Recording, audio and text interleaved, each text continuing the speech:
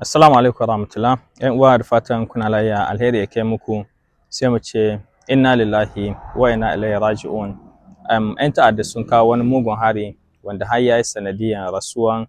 Prefekin Torodi Region kin Tilaberi da shi da famin shi. A nan muke so mu yi bayan ta'aziyya zan mu yi kira mai muhimmanci ga mu ‘yan ƙasa tunda wasu ruɗani suna nan suna hitawa wanda daman maƙiyan ƙasa suna jiran irin wannan abun don su yi aiki da wannan mugun abun don su kawo mana tarzoma a cikin ƙasa, abu mai muhimmanci da ya kamata mu maganta.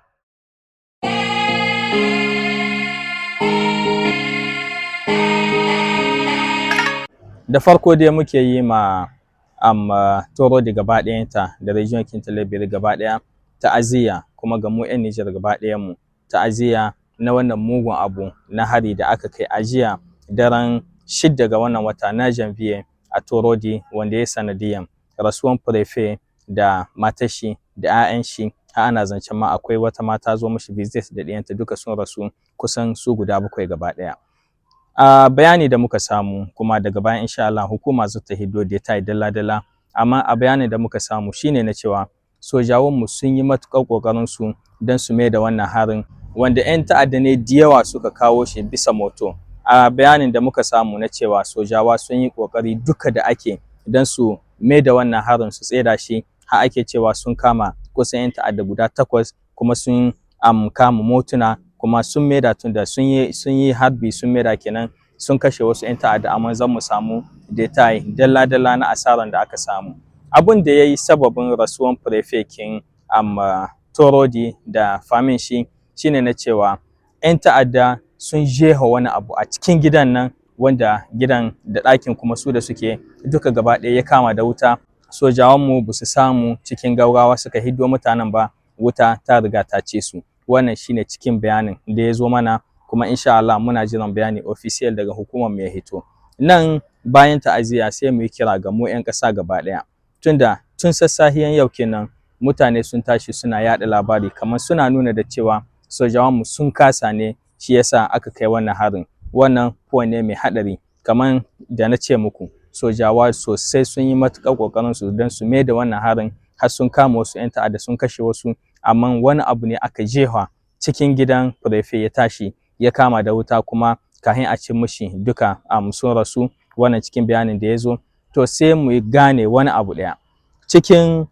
a kaɗan watanni da yawan nan, idan kun bibiyi labarun aikin da sojawa suke, kun tabbatar da cewa suna bakin ƙoƙarinsu cikin gida da daji don su kare mana ƙasarmu. Dole mu gane na cewa samun 'yancin kan nan da muke ba za a taɓa barin mu lafiya ba, ba don wai kasawan sojawanmu ba, don cewa ne su 'yan ta'addan da masu gidansu sun yi double ko sun yi triple ma neman hanyoyi da za su yi don su rika kawo mana hari. A nan kuma muke kiran mu 'yan ƙasa gaba ɗaya, kan mu sake mu bari a yaudare mu, ko mu bari zuciyarmu da wasu santimankinmu ya ja mu yarda mu rika yin wani ƙabilanci, ko kuma mu rika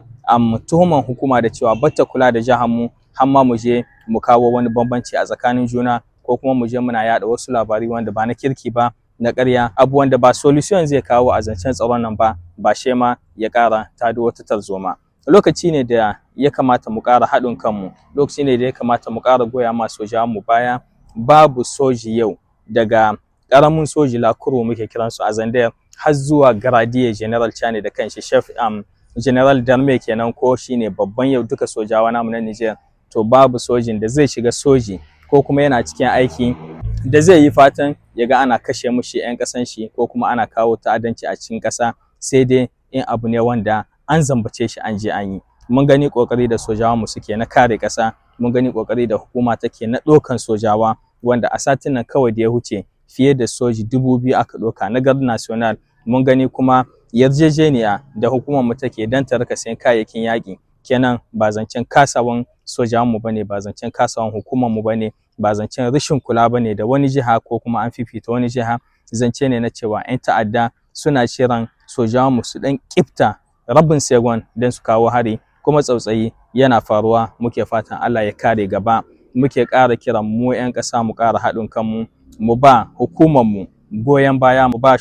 sojawanmu goyon baya, sannan mu tona asirin duka wani abu. Mu kanmu 'yan ƙasa muke kira in dai akwai mun san wani wanda yana da alaka da 'yan ta'adda yana ba su labari ko kuma shi ma yana yin wani ta'addanci, mu je mu tona mushi asiri mu faɗi ko shi wane ne. Idan kuma mutane wasu mu suna da a cikin ƙwaƙwalwansu ko kuma a cikin tunaninsu ko kuma ma suna yin ta'addanci, muke kiran 'yan ta'adda na cikin ƙasa na cewa wannan ta'addancin babu wani alheri da zai kawo muku, ku aje bindigoginku, ku canza tunaninku don a zo a gina ƙasa, a kare ƙasa. Ta'aziyya muke ƙara yi ga duka makusantan Prefect Torodi, ta'aziyya muke yi ga duka region kin Tillaberi, ta'aziyya muke ga mu duka 'yan Niger, muke addu'an Allah ya kiyaye gaba insha Allah, da fatan kuma wanda suka samu suka gudu a cikin 'yan ta'addan nan za a cin musu a maido haƙƙin jinin da suka zubda na 'yan ƙasanmu na Prefect da famin shi, a maido haƙƙinsu ya zamanto cewa jininsu da rayuwarsu ba su yi a banza ba.